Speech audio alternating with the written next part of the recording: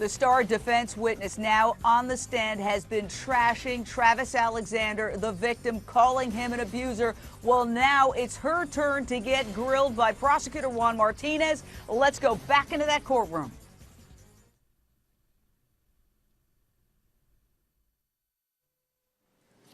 May continue. Overruled. With regard to the DSM-4, isn't it true that it does not have a diagnosis of quote-unquote battered woman, right? True. And now, what we really have in this particular field is what you do, correct? You have somebody who has experience, right? Well, I want to hear what you're talking about.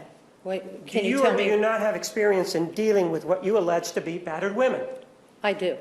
And with regard to that experience and making a determination whether or not an individual is a battered woman, basically what you have available to you are clinical interviews, right?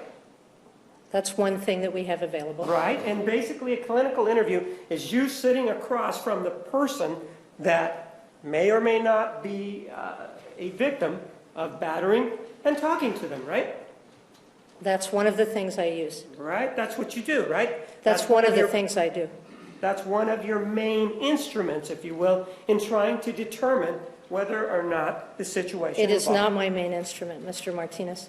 Is it one of the items that you use? It is one of the things that I use, correct. And in this particular case, you told us that what? You spent, what, 40 hours talking to the defendant? 44. 44 hours, so that's the clinical interview aspect of it, correct? I used that as one of the, that is the clinical interview that I did, right. Yes or no? That is the clinical aspect of your practice, correct? It is a clinical aspect of my practice. And in this case, the 44 hours, that's the clinical aspect of this evaluation, right?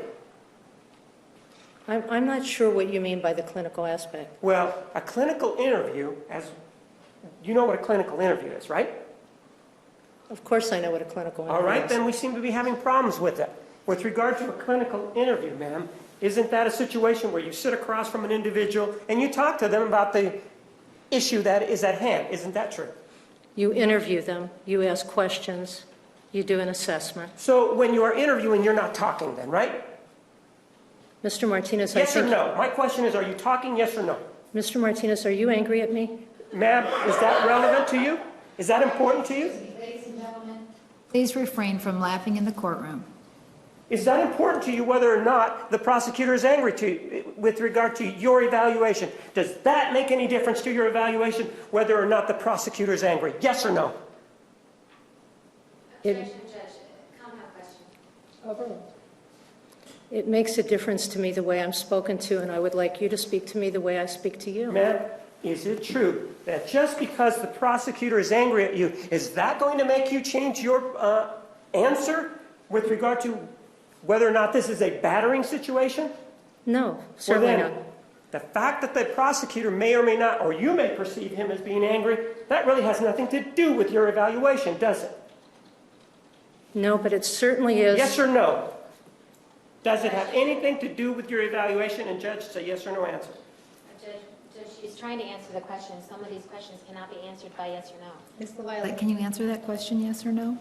I'm not sure at this point what the question is, because when someone is approaching in that way, it's very hard to listen. All right.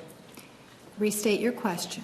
Just because somebody has a demeanor that you perceive to be angry, is that going to sway your opinion as to what you think in this case? No, it isn't. Is it going to change anything about your evaluation based on the way the questions are asked? No. So in